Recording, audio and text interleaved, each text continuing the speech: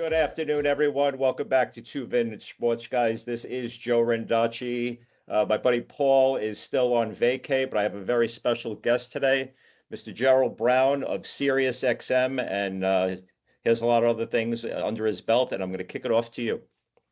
Joe, it's a pleasure to be on with you. Yes, SiriusXM. You can hear me on NBA Radio as well as Mad Dog Sports Radio, talking all sports, and also with my co-host Rick Mahorn, the Bottom Line Sports Show on YouTube, on YouTube.com/The Beeline Sports Show. Very cool. Do you run into Mad Dog much? I mean, how often you see him? You know what's so funny? Since COVID, I haven't been in the studio in quite some time, but there were times I did see him prior to COVID. So now with the technology, we could be in different places and stuff and make it sound like we're sitting right next to one another. So haven't seen him in a while though, but I have in the past. Yeah, I spent when I was up there, when I lived in New York and I was traveling a lot, I spent 6 hours a day listening to Mike and the Mad Dog from I think it was 1 to 6 and then 2 to 7 for years, probably 15 years. And I would schedule meetings around that. I would annoy my wife around dinner around that. And I'm sure you spent many an hour listening to them back in the day. Oh yeah, they were definitely the staples of New York's sports scene, and definitely iconic individuals. A lot of definite insight on the world of sports from both of them. Yeah, I still listen to Francesa does podcasts now. Yes, and I'll listen to him. He just got over, I think, knee surgery or something, and they all thought he was dead. It was interesting listening to him coming back and telling all the stories that they had about him. But yeah, they carried me through years. But they were big on the NBA. We're big on the NBA. Let's discuss the NBA playoffs. Last night we had Game 3 between the Knicks and Philly. I think to nobody's surprise, it's a 3-0 New York lead. They beat them 108-94. Give me some of your thoughts on that. Very impressive. You can see my backdrop in Madison Square Garden. Very, very impressive. In terms of, the biggest thing I want to see, Joe, is how the Knicks would respond in that starting maybe 5 to 10 minutes of that game. You witnessed the Sixers coming out with energy, very aggressive. They had hit a lot of big shots. You had some really turnovers by the Knicks and trying to find their way, through that sort of first push and surge by them. But they closed out the quarter very strong. They got their legs behind them. And, what really also stood out was the fact is that, Mikal Bridges really stepped up, no OG Anunoby. But you also got contributions from the bench from Landry Shamet, who played very, very well. Jose Alvarado played well, Deuce McBride. So it was a total team effort, and they were able to weather the storm. And I think also, too, it was a very, very aggressive game. And I think I'll be very curious to see how Game 4 will be called, because that was a very aggressive game. And, thankfully, Karl Anthony Towns, if you're a Knicks fan, was able to avoid falling out of that game. But I was very surprised how physical that game was, which was to the liking of fans of yesteryear, harkening back to say that that's how the NBA used to be. But it was very good and very interesting to see how the Knicks played. And now they're up 3-0. See how they can close them out. So do you think it's a closeout, or do you think there's some Philly pride and they grab a game and lose this in 5? I think the biggest thing is that Philly pride, once again, how will they come out? If they can come out and really be aggressive and assertive, with Paul George, he played well. But they went through lulls at times, Joe, where, Tyrese Maxey, it was really kind of hard. It was kind of hard to try to figure out where Paul George got it really going early, then Joel Embiid, but then Tyrese Maxey was mixed in there. I think if they're going to really survive and advance and move to a game 5, I think Tyrese Maxey have to be more assertive. VJ Edgecombe, obviously he's playing like a rookie. You would expect that. But I think the biggest telling point is to see how close the Knicks will keep this game. And if the Sixers are in a space where they have to fight to come back, I wouldn't be surprised if the Knicks close them out. But hey, you just never know. It might go, 5. Yeah, I mean, you never know what Embiid, like if he's healthy and he plays through it, right? He's a force, but there's a lot of ifs, with that. But I think they close them out in 4. I think they'd rather get a little rest, let Detroit and Cleveland beat each other up. Where do you see the Detroit-Cleveland series going? Well, Cleveland has been close but no cigar. I think we're at the point now in James Harden's career. I think, look, he's a bench player, and I mean that in the most respectful way in terms of what you can expect out of him. I think at this stage of his career, he cannot produce that. And unfortunately, it's been the careless turnovers by the Cavaliers down the stretch, and also, adapting and adjusting to the physicality. Donovan Mitchell and James Harden. If you look at that backcourt, it's always been more to be desired from them too. Harden is obviously a guy, it's a former MVP. He's a guy that can be able to score, one of all-time great scorers, but just down the clutch and the stretch when they needed him in the clutch, he hasn't been there. Then you look at a guy like Donovan Mitchell. Where are their signature moments? I just look at the front court of the Cavs going into this series, a very long finesse type of front court, which, Allen as well, Jared Allen, as well as Evan Mobley, compared to the brute force of the Detroit Pistons. So I wouldn't be surprised, Joe, in this series that, Pistons close them out in 4 as well. This is a big, big pivotal series shifting back to Cleveland. And I think it really starts with game 3. If the Cavs can not only play well, but close the Pistons out and at least get one in Cleveland. Yeah, I mean, the old cliche, right? The series doesn't start until you lose one at home. So is obviously a big difference. The game 3 is pivotal at this point because if Cleveland wins it, then they have the hope of tying it. But obviously, if Detroit takes game 3, right, that nobody's ever come back from 3 up, right? Yeah. And I think the last time it happened in any sports is it's still it's not the 2003 Red Sox. I think it might be the Flyers. I think it's the Flyers. I think 2010 Flyers came back, but we were just talking about that on another podcast. But yeah, I mean, I think the Detroit got their legs under them. They should have lost to Orlando in, what was it, like a 26-point lead? Yes, 26-point lead in the third quarter. And, Orlando really, really just let them back in the game. But you know what, Joe, the interesting thing about that series and specifically that game, and we'll all know about this as we had talked about previously about the Knicks and the Sixers and how it ties in. It's very hard to close a team out, right? It's very, very difficult because one team is going to fight everything possible to avoid that. And unfortunately, if you don't have the experience in closing a team out, it could be very challenging. That's what we witnessed in that Orlando Magic series against the Pistons in terms of them trying to be able to close them out and not having a guy like a Franz Wagner out there and stuff that was really, really a big piece in their offense.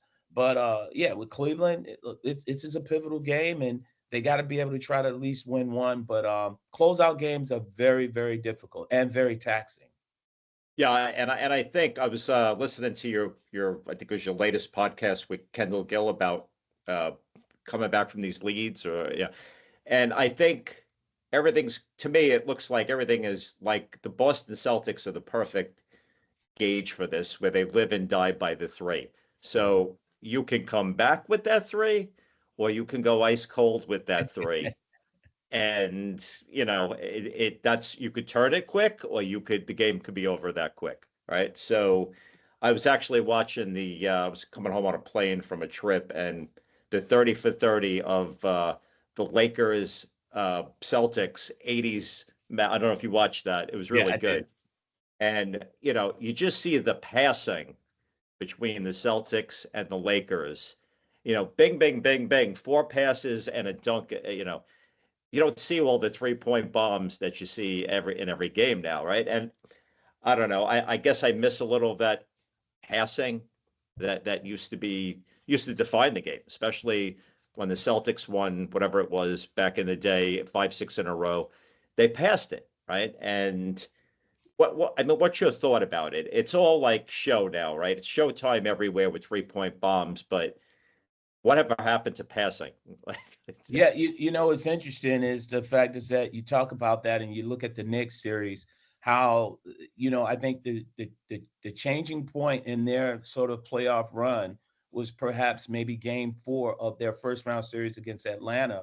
And I got to give credit, and we all should give credit to Mike Brown to be able to change that offensive scheme up, because they automatically went from a spacing of, having Jalen Brunson be a guy that was initiating that offense to now they have Karl Anthony Towns up at the top facilitating that offense. I think in game 4, he had a triple double, so now being able to pass the ball. But you're right. Teams, and I guess it goes into today's analytics where you try to just get up as many shots as possible, as opposed to having someone that's a facilitator, someone that can pass the ball and making sure that we have a lot of ball movement. I think that was the kind of the renaissance of the Golden State Warriors with their small ball.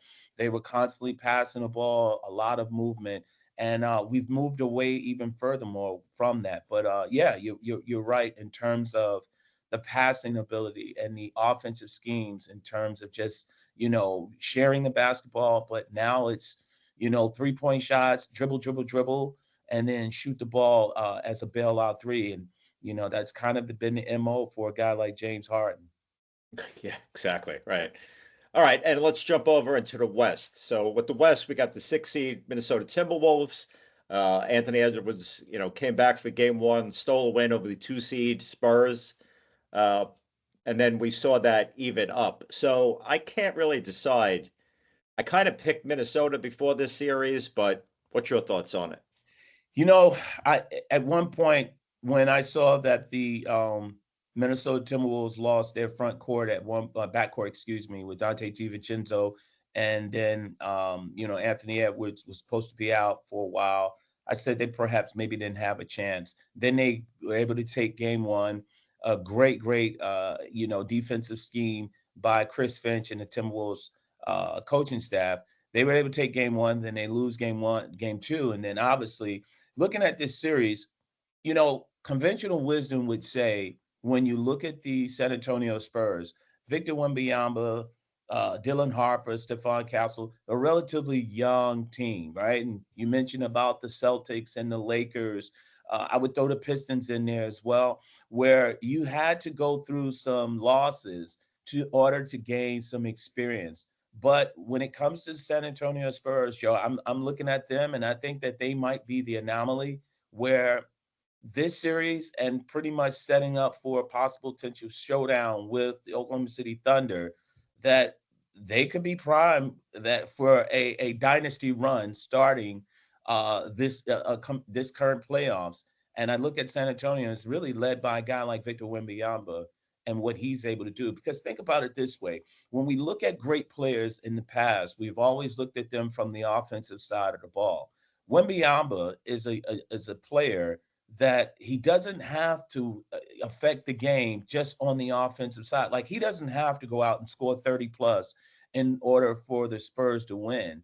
He can be a guy that affects the game solely on the defensive side, which kind of harkens back to a guy that won several championships, the late great Bill Russell, where he's a guy that's going to dominate the game on that defensive side. And they have enough talent with De'Aaron Fox, Stephon Castle, Dylan Harper, among others, to be able to get it done on the offensive side. But the Spurs, I think we need to pay a closer attention to them, because we could be bearing witness to a dynasty and a dominant run by the Spurs led by Victor Wembanyama for years to come. Because they're first and foremost, outside of that, you have 3 players in Harper, Castle, and Wembanyama. They're all on rookie contracts. So they're able to get this championship. It's going to be a very, very ugly situation in the Western Conference, let alone the NBA. But I like the Spurs, and I'm sorry for a long-winded answer. I like the Spurs in this series, and they seem like they're just doing everything that they need to do and keep continuing to get better. So with San Antonio up 2-1, game 4, Minnesota, is it a must for Minnesota to pull this out if they're going to have any shot at this? They're not coming back from 3-1. Yeah, I think so. And I think at the end of the day, when you have obviously a talent deficit in which Minnesota, when it's compared to San Antonio, I think it's just fighting a fight. We didn't get swept, a gentleman's sweep if it happens, but you got to look at this and just hang your hat. And unfortunately, Minnesota is a very, very tough team and a very talented team. You look at it, nobody really even talks about. They've been to 2 consecutive Western Conference Finals, but like I just mentioned, you're going up against a talent that is something that we've never seen before. Victor Wembanyama, and then oh by the way, the other added pieces around them. So I think it's over for the Timberwolves. Yeah, and I think you made a good point about how Edwards has to, you have to go through some tough teams to get the experience, take the next step. And then if I'm staying in the 80s, I'm remembering Jordan trying to get through the bullies from Detroit, Lambier, Isaiah, all of them until he did, right? And then they win their 6. But yeah, I know Edwards gets the Stephen A. Smith Jordan comparisons all the time. I'm still hearing that, and I like him, but let's stop comparing against the likes of Jordan and everybody. Yeah, we need to stop that. All right, and then the last one there, Oklahoma City, as you mentioned, the Thunder up 2 games on LeBron and the Lakers. I mean, I don't think there's anybody that didn't think Oklahoma wasn't winning this from the beginning. Now they're up 2-0. Does Los Angeles win the first one at home, make this look more interesting than it'll be, or is this a 3-0 and then just discussing sweep? Well, I think they're in a similar situation like the Cleveland Cavaliers in terms of must wins. Going down 3-0 to the Thunder is pretty much the nail in the coffin, if you will. And when you look at the Oklahoma City Thunder, they perhaps out of all the playoff teams thus far, they've been the most efficient, where they haven't had any lulls. They've been very, very consistent in knowing who they are and played some competitive basketball, but really sticking to who they are and doing what they do best. So you look at the Phoenix Suns series and that first round matchup, it kind of reminds me of what the situations with the Lakers, where your best isn't good enough, right? You just got to play pretty much an almost perfect game. And I think with the Oklahoma City Thunder and as far as the Lakers are just going to have to either play the best game that they could possibly play, and maybe the Thunder are pretty much will play down to the level of the Lakers. But I look at the Thunder and I look at the Lakers, and I think that clearly, hands down, this is a must-win game for them, and especially without Luka Doncic being available, among others. It's a tall task for LeBron and Austin Reeves and those guys, and I think it really showed. It reared its ugly head in the game 2, where there was a lot of questionable calls, and the Lakers and Austin Reeves really had a lot of things to say to the officials. It just lets you know that they're fighting and looking for some type of, inkling of being able to make this series competitive. Got it. So if we look at our crystal ball ahead, make some predictions. Let's just say it's, I think we agreed, it's Detroit, New York going in the Eastern Finals. Yes. What's your pick there? Ooh, a couple weeks, maybe last week I would have said Detroit, right? Last week I would say Detroit. But I think, Joe, what the Orlando Magic in their defeat really showed me and showed a lot of us, I question the Detroit Pistons perimeter shooting to be consistent, right? Duncan Robinson, Dennis Jenkins, they've been playing very, very well. But there were moments in that series against the Magic where that 3-point shot or the perimeter shot wasn't consistent. I look at the Knicks. Look, Karl Anthony Towns, you're going to need OG Anunoby, the physicality. Tobias Harris has been having this sort of resurgence in his playing. He's been a key for the Pistons. I like the Knicks in that series. I like the Knicks in that series, maybe going 6 or 7 over the Detroit Pistons. It'll be interesting. I mean, again, back to an earlier point, the Knicks have a little bit of the experience going through this last year, right? And Detroit went from, nowhere to everywhere this year. I think they found their legs by the end of the Orlando series, but let's see what they're doing when they're facing the Knicks now. So I really don't know there. But Thunder, and in your case, San Antonio, and again, I picked Minnesota, but that was a coin flip. I just think the Thunder beat either of them. Are you sticking with San Antonio and Wemby, or are you going Thunder?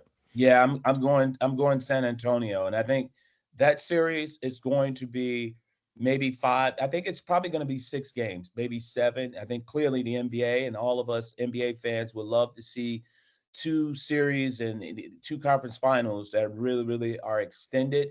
I just think that when you look at the San Antonio Spurs and you look at the Oklahoma City Thunder, they're a mirror image of each other. The only difference, and it's obviously Sam Presti has mentioned that the way the Thunder were constructed was obviously utilizing the model of the San Antonio Spurs. And when I look at the Spurs, the biggest difference is their perimeter defenders are much better offensive scorers. They're guys that they can create their own shots, as opposed to the Oklahoma City Thunder.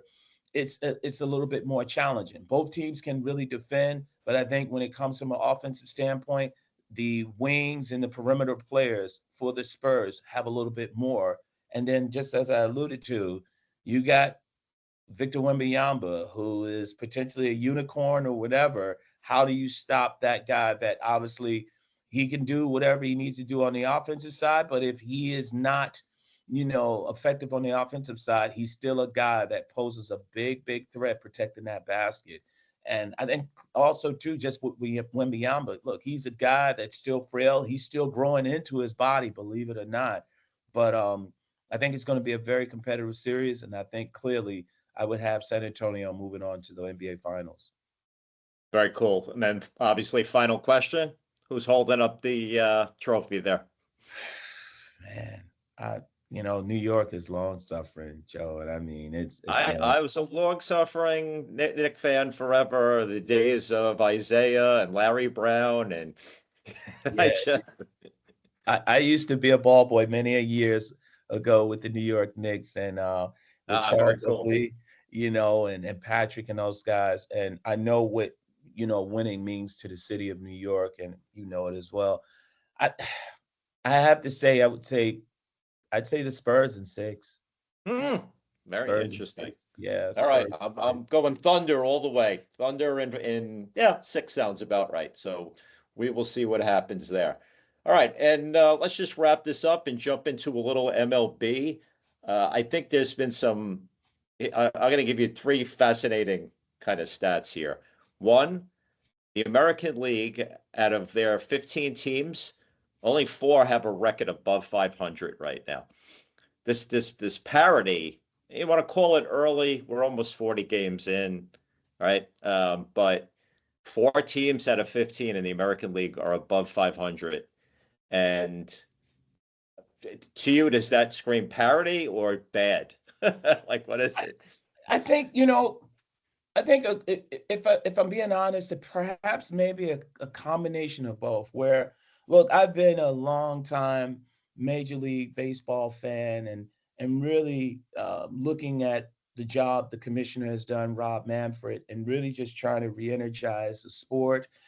Is a sport that has fallen behind NFL. You look at the NFL now, even though the season is not in play. I mean, they're still dominating the off season in the NBA. I just baseball got lucky past couple of years with the World Series. In terms of having Yankees, Dodgers, and then this past year you had Dodgers and Blue Jays, and made it an international World Series. But the biggest thing, and I go back to, and I think it's affected this early baseball, is having the season start in March, late to mid to late March, and look, No, you're right. It's not a cold weather sport. Look no, what it did to. no, and look, forgive me, the Mets, some of the struggles, I'm not going to Mets put it suck. You all could on just them. say it. Yes, Second grade. Hang on. no, Second grade. My yeah, son came home crying, and I said, "What happened?" And he goes, a Yankee kid came up and said, "Mets stands for my entire team sucks." And I put my arm around my son, and I said, "Son, that's true. Just deal with it." but But go ahead. it's been tough that you have the Mets and the Yankees, and these guys are playing cold weather games, and Major League Baseball dropped the ball with that. And I'm sorry, like, I can understand why, if you're going to have baseball start late March, early April, why just have these East Coast teams, i.e. the Mets and Yankees, playing night games when you could have had them playing afternoon games? Like, go back to what the Chicago Cubs used to do, where you have the afternoon games. It's warmer, and it just seems unfortunate. And like you said, yeah, it's part parody, but I just think it's clearly difficult to really get into a real good rhythm when baseball is a warm weather sport. And it's just been challenging. But, on the flip side of that, I also believe it's parity. Look, it's very competitive. I think outside of the Los Angeles Dodgers, if you look at this past off season, a lot of teams really just kind of stored money in their war chest to prepare for what has been discussed at a potential lockout and work stoppage. So, that really just got me off to a bad start of the season. That you're starting the season March 25th, and I was like, no, it's too cold. It's too Yeah, cold. I advocate to go back to 150 games, but they'll never do it. They'll never No, take less money for less games. But realistically, they were fine when they used to play 150. And again, I go by old sayings. Every team basically will win 50, lose 50. It's what you do with the other 50, yes, right? So let's see what happens with that. But two other things. The Cubs won 10 in a row for the second time this year. How does that happen? I know my Mets can lose 12 in a row easily because they're good at that. But how do you win 10 games in a row twice within the first 40 games? That's crazy.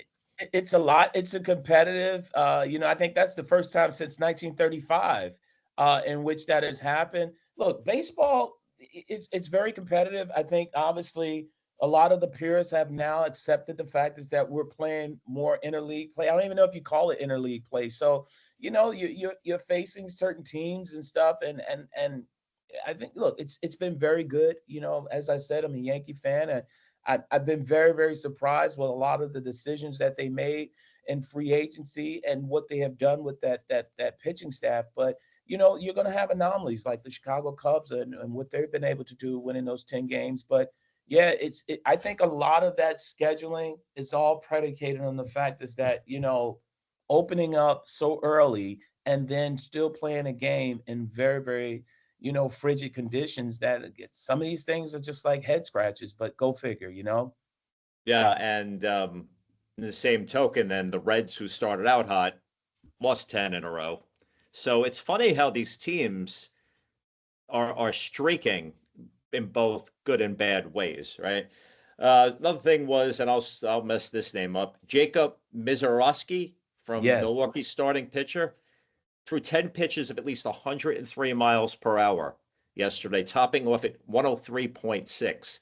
Now, it's my view that that's a bad thing because they're bringing up these. I mean, he's a starter, but they're bringing up all these relievers nowadays to just throw as fast as they can, and they have no control. And that's why everybody's getting hit a lot more in the last 3 years, if you look at the stats, because they have no control. They all can throw 100 miles an hour. They just don't know where it's going.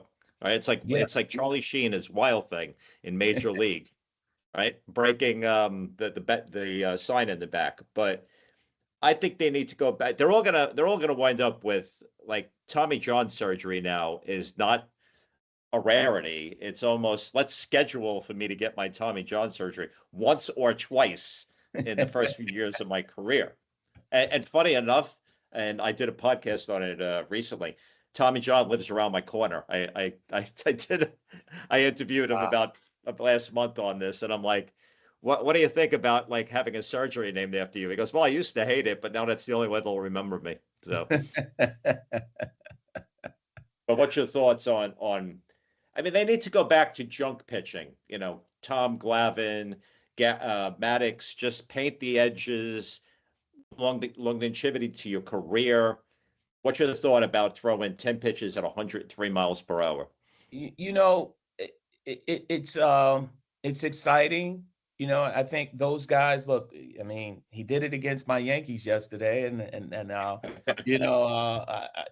really was able to slow them down.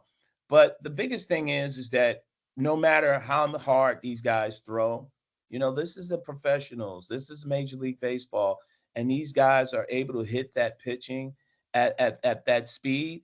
And obviously, the biggest thing is you're going to have to learn how to pitch, right? So you look at a young man like Cam Schlittler, who, had the remarkable, start in the playoffs against the Boston Red Sox. He threw 100-some pitches, 100 miles per hour pitches. He throws hard, I believe. He's going today. But you're also going to have to utilize learning how to pitch.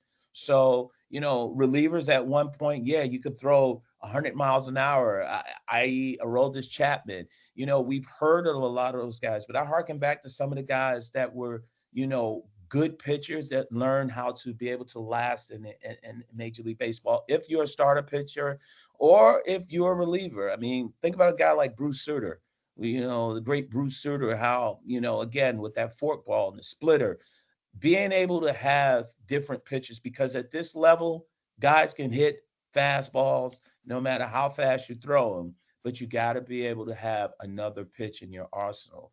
So, it's unfortunate, but kudos to Ms. Roski with the Milwaukee Brewers and stuff.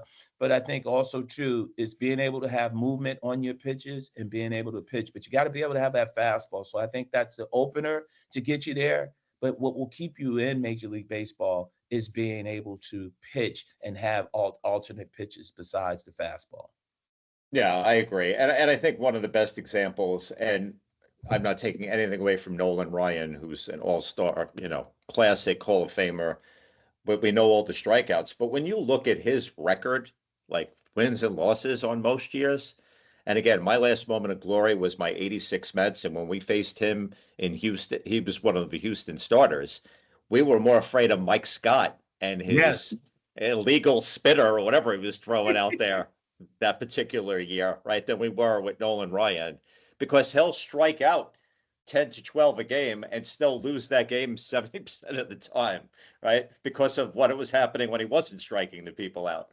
So it's obviously not just about strikeouts, but that was an interesting thing. Yeah, that's what I thought was interesting going on in MLB. Before we wrap this up, did you want to cover anything else? Any other thoughts with MLB? No, I think, you know what, I'm always pulling for Major League Baseball. I mean, I love the summer and I love America's pastime, and what once was America's pastime, I still believe it's a great, great sport. Hoping that the Yankees are able to, win another World Series, but I'm also hoping that, we don't find a work stoppage, and I hope baseball is able to figure it out. And if you're going to have an extended playoffs where you want to get a lot of your high market, your big market franchises into the playoffs, just got to make sure that, again, avoid the early starts to the Major League Baseball season. If you're going to do something, and I know at one point there was a way you could perhaps have the East Coast teams out west or playing in dome stadiums, just go back to, let's start somewhere second or third week in April. And even if it extends the season and stuff, I just don't think it's a great idea to do that, because again, a lot of these losses and some of these things that have transpired, I would really put a lot of it on weather, Yeah, and I make no excuses for the horrible Mets and their 12-game losing streak this year, but there definitely was some weather-related issues, but the same teams had to come in and sweep them. So, it is what it is. But hey, this was great. I want to thank you for being a special guest host this week. I'd love to have you back another time. Any final thoughts you want to give to the audience? Hey, Joe, I really appreciate being on with you. This was a great, great experience. And I'm always honored and more than happy to come back on and talk some sports, and definitely appreciate the time and look forward to doing it again. All right, people, go out there. Make sure you follow him and follow me. I'll have the links with the replay, and you all have a great weekend.